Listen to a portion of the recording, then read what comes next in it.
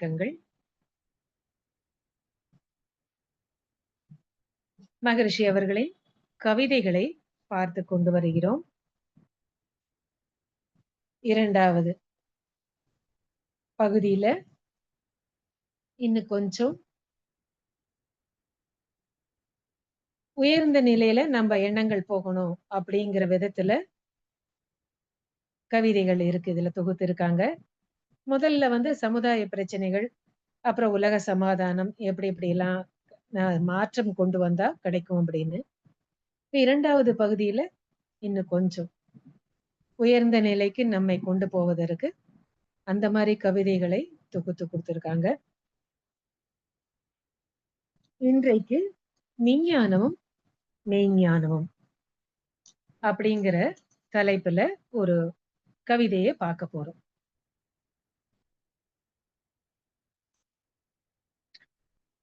கருங்கல்லை மெருகிட்டு முகத்தை பார்க்கும் கண்ணாடி போலாக்கும் திறமை கண்டோம்.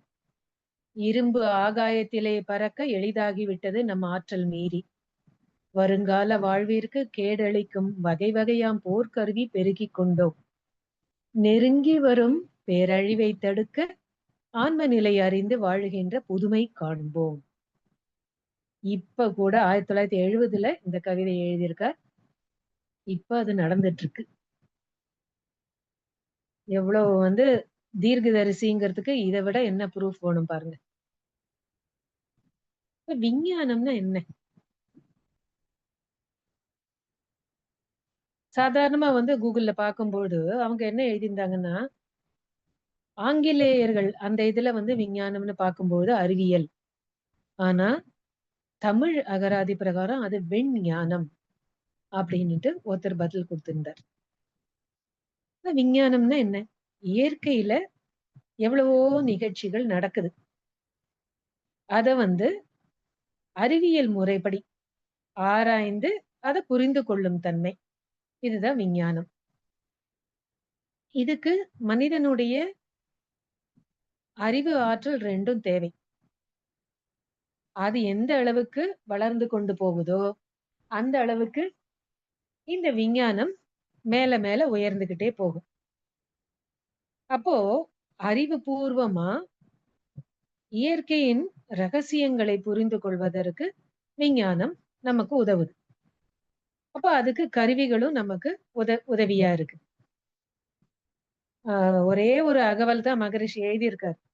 அதுல நம்மளுடைய கருவிகளுக்கு உபகருவிகள் உற்பத்தி செய்யக்கூடிய திறன் மனிதர்களுக்கு இருக்கு.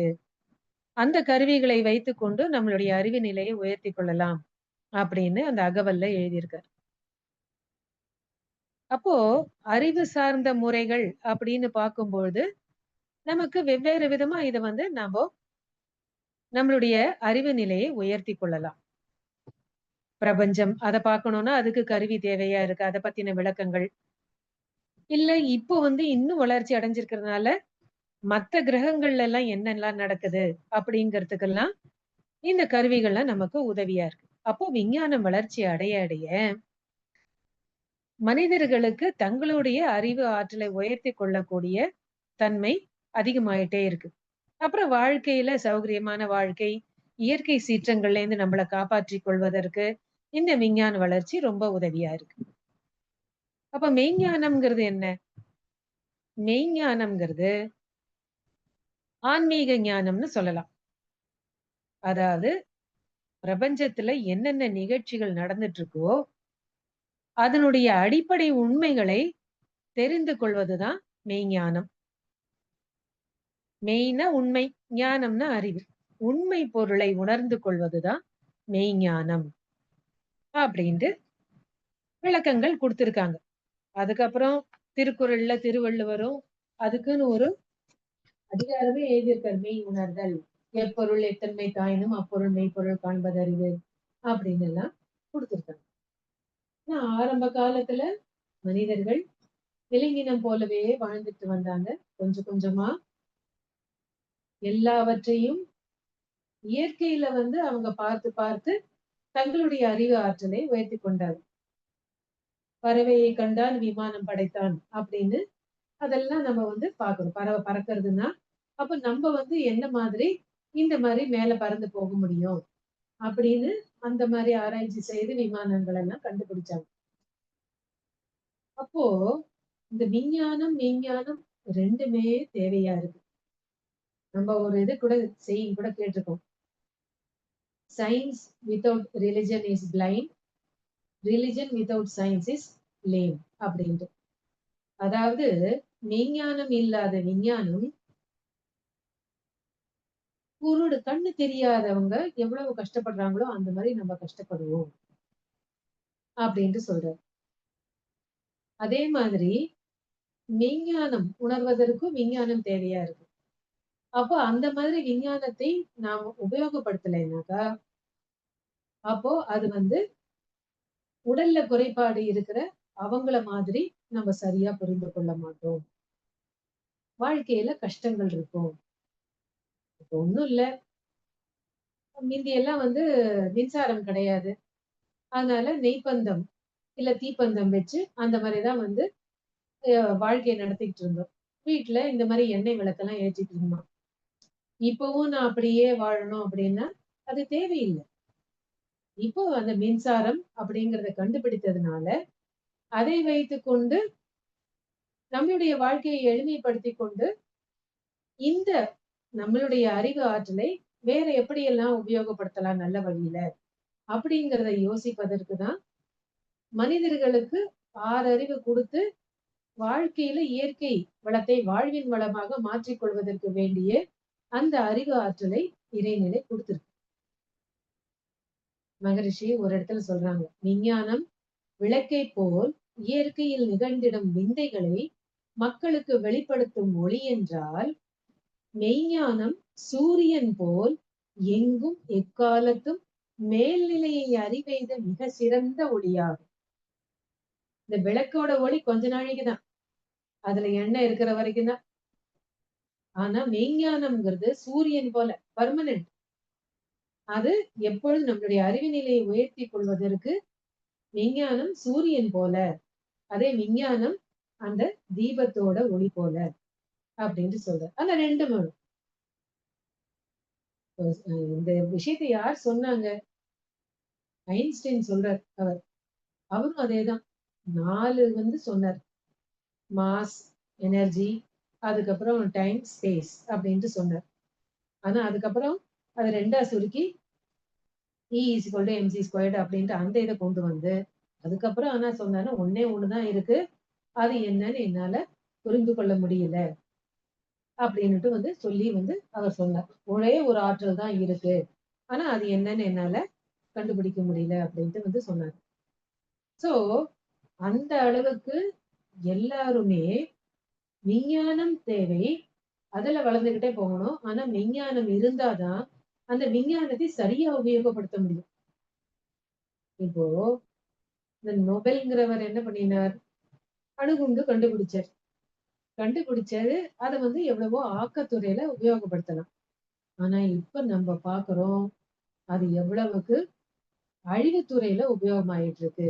பின்னாடி ரொம்ப வருத்தப்பட்டாரு அவர். இப்படி கண்டுபிடிச்சு உலக போர்லாம் வந்தபோது. அதனால தான் பீஸ் பிரைஸ்ங்கிறத அவங்க பேர்லலாம் வச்சிருக்காங்க. நோபல் பீஸ் பிரைஸ் அப்படின்லாம். பின்னாடி வருத்தப்பட்டிருக்காரு.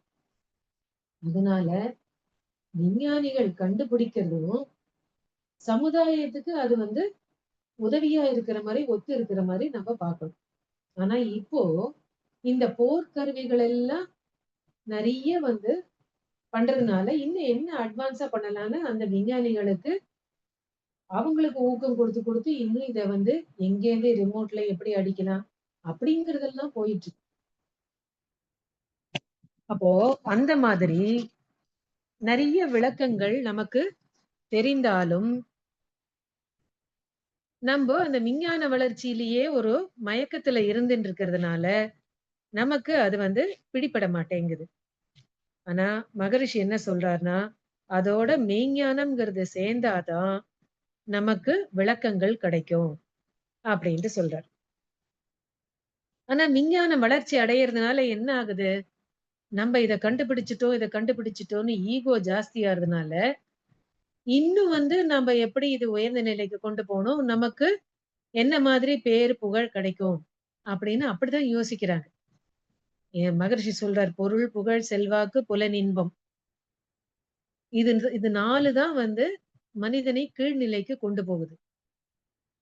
அப்புறம் இன்னொன்னு என்னன்னா, தலைவர்கள் அவங்களும் மெய்ஞான விளக்கம் தெரிந்தா தான், மற்றவங்கள வந்து இந்த மாரி கண்டுபிடிக்கக்கூடிய நிலைக்கு நிர்பந்தத்த குடுக்காம இருப்பாங்க.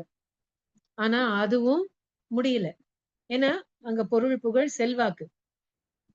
செல்வாக்கு தான் தான் வந்து பவர்ல இருக்கும். அப்படிங்கிற அந்த ஒரு எண்ணம் இருக்கிறதுனால, எல்லாருக்குமே அந்த ஈகோ இருக்கு. நம்ம தலைவர்களுக்கு தான் ஈகோ இருக்குன்னு நெனச்சுக்கணும். குடும்பத்துல யார் அந்த குடும்பத்த பராமரிக்கிறாங்களோ, அவங்களுக்கு அந்த ஈகோ இருக்கு. எல்லாரும் ஈகோவோட தான் வாழ்ந்துட்டு இருக்கோம். அந்த தலைவர்களுக்கு அவங்களுக்கு அந்த ஒரு ஈகோ இருக்குன்னா, அது வெளியில தெரியுது. ஆனா குடும்பத்துல அது ஆண் குடும்பத்த பார்க்கிறவங்களா இருந்தாலும் சரி, பெண் குடும்பத்தை பார்க்கிறவங்களா இருந்தாலும் சரி, அந்த குடும்பத்த நம்ம தான் பராமரிக்கிறோம், பாதுகாக்கிறோம் அப்படிங்கிற அந்த ஈகோ இருக்கு. சோ அந்த ஈகோ இருக்கும்பொழுதே எங்கேயுமே பிரச்சனை தான். ஒரு துளி இருந்தா கூட அது வந்து நம்மள அமைதியான நிலைக்கு வாழ்க்கையில கொண்டு போகாது அப்படின்ட்டு சொல்றாரு. அப்ப நம்ம பார்த்தோம் 6 குணங்கள்ல. இந்த 6 குணங்கள் வரதுக்கு காரணம் என்ன? ஆணவம் தான். தான், தனது, பொருட்பற்று, அதிகாரப்பற்று, அதுக்கப்புறம் இந்த 6 குணங்கள் பஞ்சமகா பாவங்கள். அப்போ சாதாரண மனிதர்கள் எறும்புக்கே இருக்கும்பார் மகரிஷி. அதுகளுக்கு இருக்கிற சர்க்கரைய வந்து ஒரு சர்க்கரை கட்டி வச்சுட்டு போறது, அத எடுத்தோம்னா, தையா தக்கான்னு குதிக்கும் அப்டின்ட்டு சொல்லுவார். அப்ப அதுக்கே இருக்குன்னா, அப்ப விஞ்ஞானிகளுக்கு கண்டுபிடிப்பு ஒரு பெரிய விஷயத்த உண்மைய கண்டுபிடிக்கிறாங்கன்னா, அவங்களுக்கு இருக்கு. அப்ப தலைவர்களுக்கு எப்படி இருக்கும்? அதனால தான் என்ன சொல்றார்ன்னா, "மெஞ்ஞானமும் சேர வேண்டும்." அப்ப தலைவர்களுக்கும் வேணும். அதனால தான் சொல்றாரு, "உலகில் உள்ள பொறுப்புடைய தலைவரெல்லாம் உயிரறிவை உள்ளுணர்வாய் பெறுதல் வேண்டும்." அப்டின்ட்டு சொல்றாரு. இப்ப மகரிஷி எல்லாத்தையுமே நமக்கு தெளிவா விளக்குறார். ஞான நிலைகள் எப்படி இருக்கு அப்படிங்கிறதுல ஒரு கவிதையில குடுக்குறார் அழகா. அஞ்ஞானம் அறிவினது ஆரம்ப நிலை. விஞ்ஞானமோ அறிவின் வேக நிலை. கண்டுபிடிக்கணும், கண்டுபிடிக்கணும். இது இது இதுக்கு இது வந்து இது இன்னும் சரியா இல்ல. இத வந்து இன்னும் இன்னும் கொஞ்சம் உயர்ந்த நிலைக்கு நமக்கு இந்த கருவி உபயோகமாகணும்னா, இத எப்படி வந்து இன்னும் உயர்த்தி அதுக்கு வந்து ஆராய்ச்சி செய்யறதுன்னு அந்த வேகம். சோ விஞ்ஞானமோ அறிவின் வேக நிலை. மெஞ்ஞானம் அறிவதனின் பூரணமாம். அப்போ மெஞ்ஞானம் இருக்கும் பொழுது தான் ஒரு பூரணத்துவம் கிடைக்குது. அப்ப பூரணத்துவம் கிடைக்கும் பொழுது என்ன ஆகும்? நம்ம கண்டுபிடிக்கிறதோ, நம்ம செய்யறதோ எல்லாமே தனக்கோ, பிறருக்கோ, தற்காலத்திலோ, பிற்காலத்திலோ, உடலுக்கோ, மனதுக்கோ துன்பம் கொடுக்காததா இருக்கணும். அப்போ இந்த மெஞ்ஞானம் சேரும் பொழுது தான், விஞ்ஞானம் வந்து அங்க வந்து பயனுடையதா இருக்கும். விஞ்ஞான வளர்ச்சி. அப்ப அதனால தான் மகரிஷி என்ன சொல்றாருன்னா, மெய்ஞானம், விஞ்ஞானம் 2ம் சேரணும் அப்படிங்கிறார். அததான் இந்த கவிதையில குடுக்குறது. "கருங்கல்லை மெருகிட்டு முகத்தை பார்க்கும் கண்ணாடி போலாக்கும் திறமை கண்டோம்."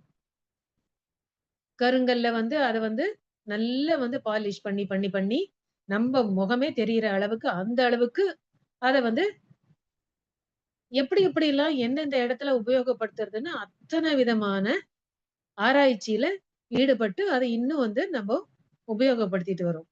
இரும்பு ஆகாயத்திலே பறக்க எளிதாகி விட்டது நம்ம ஆற்றல் மீறி. இரும்பு ஒரு உலோகம்.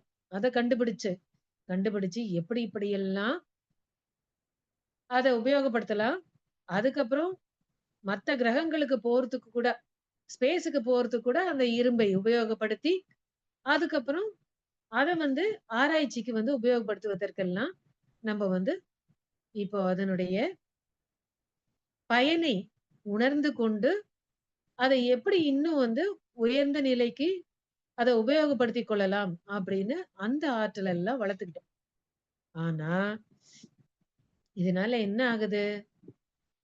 வருங்கால வாழ்விற்கு கேடளிக்கும் வகை வகையாம் போர்க்கருவி பெருக்கிக் கொண்டோம். இப்ப இதனால என்ன ஆகுதுன்னா, இந்த போர்க்கருவிகள வந்து எப்படி எப்படியெல்லாம் இன்னும் வந்து அத ஆற்றலோட மத்தவங்களுக்கு வந்து இத உபயோகப்படுத்துறோம்னு தெரியாத அளவுக்கு எப்படி வந்து இந்த கருவிகளை இன்னும் இம்ப்ரூவ் பண்ணிட்டு போகலாம், டெவலப் பண்ணிக்கிட்டு போகலான்னு அந்த அளவுக்கு அத வந்து போகக்கூடிய நிலவுக்கு நம்ம வந்து போயிட்டுருக்கோம். நெருங்கி வரும் பேரழிவை தடுக்க ஆன்ம நிலை அறிந்து வாழுகின்ற புதுமை காண்போம். இத நம்ம பார்க்குறோம். 1970ல எழுதினது இப்ப எப்படி இருக்கு பாருங்க. இங்க வந்து அமெரிக்கால ஒரு மாதிரி போகுது. Russia, Ukraine. அதுக்கப்புறம் அங்க இஸ்ரேல். அதுக்கப்புறம் வந்து அங்க வந்து காசா. அதுக்கப்புறம் இங்க இப்ப நம்ம பார்த்தோம் பாகிஸ்தான்லேருந்து அவங்க வந்து எப்படி வந்து காஷ்மீர்ல வந்து ஒரு அழிவ ஏற்படுத்தினாங்கன்னு. நம்ப வந்து ரொம்ப வந்து அந்த அழிவு நிலைக்கு அவங்கள அடிக்கணும்னு போகல. எங்க வந்து அந்த அணு தளவாடங்கள் இருந்துச்சோ, அந்த இடத்துல மட்டும் தான் இது பண்ணினோம். பப்ளிக்குக்கு வந்து யாருக்கும் வந்து பாதகம் இல்லாத அளவுக்கு நம்ம பார்த்தோம். ஆனா, மத்த இடத்துலலாம் இல்ல. இந்த காசாலலாம் அந்த குழந்தைங்க, பெரியவங்கலாம், வயதானவங்கலாம் சாப்பாடுக்கு இல்லாம இருக்கிறதெல்லாம் பார்த்தா, அவ்ளோ கஷ்டமா இருக்கு. அப்புறம் யுக்ரைன் பார்க்குறோம். எத்தன அழிவு! இதெல்லாம் இன்னும் வந்து மறுபடியும் உருவாக்கணும்னா எத்தன வருஷங்கள் ஆகும்? அப்புறம் மகரிஷி சொல்றார். ஆரம்பத்திலேயே சொல்றார். எல்லா உயிரினங்களுக்கும் 3 தேவைகள், 3 காப்புகள். இயற்கை சீற்றத்தினால அப்படின்னு வந்து அதையே அதையே தாங்கக்கூடிய சக்தி வேணும். இயற்கை சீற்றமும் அப்படி நடந்துட்டு இருக்கு. ஏன்னா, மனிதர்களுடைய எண்ணங்கள் உயர்ந்த நிலையில இல்ல. அப்ப அதுக்கேத்த மாரி இயற்கை சீற்றங்கள் இன்னும் வந்து தீவிரமா தான் போயிட்டு இருக்கு. அங்கங்க நிலச்சரிவு, வெள்ளம், பூகம்பம், அதனால அழிவு எப்படி போகுது அங்க? அப்போ இந்த மாதிரி வந்து அழிவுகள ஏற்கனவே பார்க்கிறோம். இத தவிர இன்னும் போர் தளவாடங்களை அதை இம்ப்ரூவ் பண்ணி எப்படி இப்படிலாம் இன்னும் நம்மளுடைய அந்த ஆற்றலை காமிக்கணும். என்னுடைய பவர காமிக்கணும். அப்படின்னுட்டு எத்தன விதத்துல வந்து அதுவும் வந்து தலைவர்கள் யாரும் இதுல போறதில்ல. சாதாரண மனிதர்கள் அவங்க தான் வந்து இதுல வந்து வேற என்னன்னாக்கா, நாட்டுக்கு வந்து தியாகம் பண்றேன்னு அப்படி ஒரு உணர்ச்சியையும் வேற தூண்டி, இந்த மாரி வந்து இது வந்து ஒரு தியாக மனப்பான்மையோட இதெல்லாம் செய்றோம்ன்னு அப்படி வேற ஒரு மாற்று எண்ணத்தை குடுத்து, அவங்களுடைய அந்த ஆற்றலை அழிவுக்கு உபயோகப்படுத்திட்டு போறதா இருக்கு. அப்போ இந்த விஞ்ஞானத்தோடு மெஞ்ஞானம் சேரலைன்னா பிரச்சனை தான் வரும். அததான் வந்து ஒரு கவிதையில சொல்றார். விஞ்ஞானம் இயந்திரங்கள் பெருகிய பின்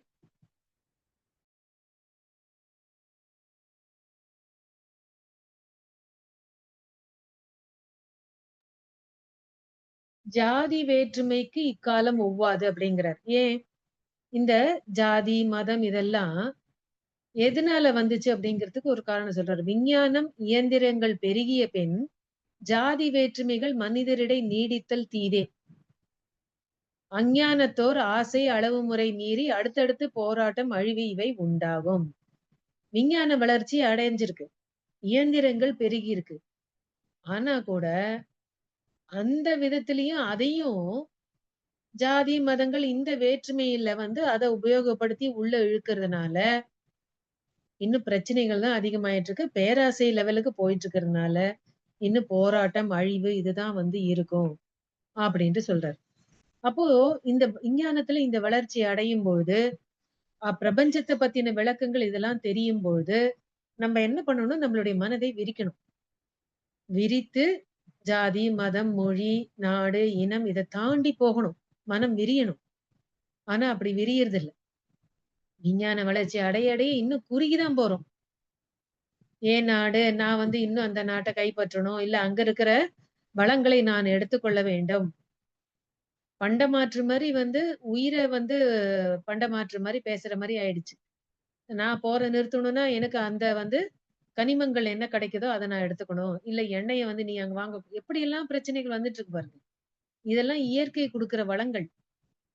அத புரிந்து கொள்ளாம, நம்போ நம்ம வந்து பவர்ல இருக்கணுங்கிறதுக்கு அங்கங்க இந்த நிகழ்ச்சிகள் உலகம் முழுக்க நடக்கிறத நம்ம இப்ப பார்த்துட்டு இருக்கோம்.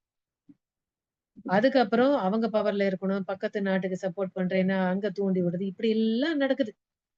எல்லாமே பொருள், புகழ், செல்வாக்கு, புலனின்பம் இதுக்குள்ள அடங்குது. ஒண்ணா நான் பணக்காரரா காமிக்கணும். இல்ல நான் பவர்ல இருக்கேன்னு காமிக்கணும். வேண்டவே வேண்டாம்.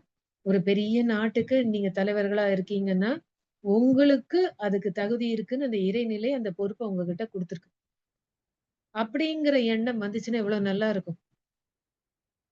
அப்போ எல்லாமே நல்லது செய்யற மாரிங்கிற அந்த எண்ணம் தான் வரும். அப்ப அந்த எண்ணம் எப்போ வரும்? விஞ்ஞான வளர்ச்சி அடைவதற்கும் என்ன செய்யணும்னு பார்ப்போம். ஆனா நமக்குள்ள அந்த மெய்ஞானம் இருக்கிறதுனால, அத அழிவு முறையில பார்க்காம, ஆக்க முறையில எப்படி அத வந்து உபயோகப்படுத்தலாம்? அப்படிங்கிற எண்ணம் தான் வரும். அதனால தான் விஞ்ஞானம், மெய்ஞானம் 2ம் சேரணும் அப்படின்ட்டு மகரிஷி அவங்க சொல்றாங்க. அப்போ இத நாம்போ எப்பொழுதுமே மனசுல வச்சுட்டு இருக்கணும். சில சமயம் ஒரு தடவ நாங்க ட்ரெயின்ல வரும்போது, இந்த மாரி ஒரு சயின்டிஸ்ட் வந்தார். அவர்கிட்ட வந்து அப்படியே பேச்சு வரும்பொழுது, அ மகரிஷி பத்தி இதெல்லாம் சொல்லிட்டு வந்தோம். அப்படி சொல்லும்போது, அப்புறம் ஐயா வந்து இந்த மாரி வந்து அ இவர் வேதாத்திரி மகரிஷி ஸ்பேஸ்னா என்ன? அதுலேருந்து எப்படி இதெல்லாம் வருது? அப்படின்னு சொல்ல ஆரம்பிச்சபோது, கொஞ்சம் கொஞ்சமா அவர் இன்ட்ரெஸ்ட் காமிக்கிறதே வுட்டுட்டார். ஏன்னா, மகான்களுக்கு அதுவும் ஆன்மீக துறையில இருக்கிறவங்களுக்கு விஞ்ஞானத்த பத்தி என்ன என்ன தெரிஞ்சிருக்க போறது? அதுவும் வந்து ஸ்பேஸ பத்தி. ஸ்பேஸ பத்தி என்ன தெரியும்? அதுவும் அது ஸ்பேஸு, அதுக்கு என்ன குணங்கள் இருக்கு, குவாலிட்டீஸ் இருக்கு. அது எப்படி வந்து பிரபஞ்சம் வந்திருக்குன்னு இதெல்லாம் சொல்றாங்கன்னா, சயின்டிஸ்ட்டான எங்களுக்கே இதெல்லாம் வந்து இன்னும் அறிவுபூர்வமா சொல்ல முடியல. ஒரு ஆன்மீகவாதிக்கு அவருக்கு எப்படி தெரியும்? அப்படின்னுட்டு கொஞ்சம் கொஞ்சமா அந்த இன்ட்ரெஸ்ட் காமிக்கல. அப்புறம் அத வந்து ரொம்ப அக்செப்ட் பண்ணிக்கல. காது குடுத்து கேட்க கூட இல்ல. அப்புறம் வுட்டுட்டோம். அப்போ அதனால தான் மகரிஷி என்ன சொல்றாருன்னா, விஞ்ஞானிகள் அவங்க கண்டுபிடிக்கிறாங்கன்னா, அவங்க 4 to 7 ஃப்ரீக்வன்சில இருக்காங்க. அப்பதான் அந்த உண்மைகள் அவங்களுக்கு கிடைக்குது. பீட்டா, ஆல்பா, தீட்டா லெவல்ல. ஆனா 1 to 3ங்கிறது ரொம்ப பக்கம். அவங்களுக்கு மெய்ஞானம்ங்கிறது ரொம்ப தூரம் இல்ல. இறை உணர்வுங்கிறது ரொம்ப தூரம் இல்ல. ஆனா அவங்கலாம் அந்த மாரி வந்தாங்கன்னா, அது ரொம்ப உதவியா இருக்கும். அப்போ உலகமாவே மாறும். உலக சமாதானம்ங்கிறது ரொம்ப தூரத்துல இருக்காது. ஆனா விஞ்ஞானிகளுக்கு இத மேலும் வந்து இந்த மாரி போர் தளவாடங்களோ, இல்ல வேற எதுவோ இதெல்லாம் கண்டுபிடிப்பதற்கு அவங்களுக்கும் நிர்பந்தம் இருக்கு. இன்னும் வந்து உயர்ந்த நிலையில அத எப்படி அட்வான்ஸ் பண்ணலாம்? எப்படி இம்ப்ரூவ் பண்ணலான்னு அவங்களுக்கு அந்த நிர்பந்தம் கம்பல்ஷன் இருந்துச்சுன்னா, அவங்களும் இன்னும் அதுலேருந்து மீண்டு வர முடியல. அப்போ விஞ்ஞானிகளுக்கு மட்டும் இல்ல, உலக தலைவர்களுக்கும் இந்த மெய்ஞானம் போய் சேர வேண்டும். அதனால தான் உலகில் உள்ள பொறுப்புடைய தலைவரெல்லாம் உயிரறிவை உள்ளுணர்வாய் பெறுதல் வேண்டும் அப்படின்னுட்டு மகரிஷி தலைவர்களுக்கும் உலக நல வேட்புங்கிறதுல குடுக்குறார். அப்போ விஞ்ஞானிகளுக்கும் இந்த ஞானம் போகணும். அதுலதான் தனி மனிதனுக்கு மெய்ஞானம், குடும்பத்துல இருக்கிறவங்களுக்கு மெய்ஞானம், சமுதாயத்துல இருக்கிறவங்களுக்கு மெய்ஞானம், விஞ்ஞானிகளுக்கு மெய்ஞானம், உலகத் தலைவர்களுக்கு மெய்ஞானம். அப்போ வாழ்க்கையே மெஞ்ஞானத்தோட சேர்ந்ததா இருக்கணும். ஆன்மீகம். அதாவது மதங்கள், கருத்துக்கள்னு சொல்லல மகரிஷி. ரிலிஜன் சொல்லல. இங்க வந்து ஸ்பிரிச்சுவாலிட்டிங்கிறாரு அதான். அதுதான் வந்து வேணுங்கிறார். அப்ப ஸ்பிரிச்சுவாலிட்டிங்கும்பொழுது, அந்த ஆன்மானா என்ன? ஆன்மீகம். அது சேரணும். ஆனா, மதத்துல இருக்கிற கருத்துக்களை புரிந்து கொள்ள வேண்டும். அதுக்கு அந்த ஆன்மீகம், அந்த விளக்கங்கள் மதத்துல இருக்கிற அந்த கருத்துக்கள் என்ன சொல்லியிருக்காங்கன்னு அத புரிந்து கொள்ள முடியும். அதனால தான் இப்போ அந்த மனவளக்கலையில நமக்கு மகரிஷி இந்த விளக்கங்கள குடுக்குறாங்க. உடற்பயிற்சி, காயகல்ப பயிற்சி, தவங்கள், தற்சோதனை பயிற்சிகள், பிரம்மஞான விளக்கம் இதெல்லாம் குடுத்து, நம்மளுடைய வாழ்க்கையில விஞ்ஞானம் சேர்ந்து, மெய்ஞானமும் சேரணும் அப்படின்னு மனவளக்கலையில பயிற்சிகள குடுத்துட்டு வராங்க. இது விஞ்ஞானிகளுக்கும் போய் சேரணும், உலக தலைவர்களுக்கும் போய் சேரணும்னு நம்ம வாழ்த்தலைகளை பரப்பிக் கொண்டே இருப்போம். அனைவருக்கும் நன்றி. வாழ்க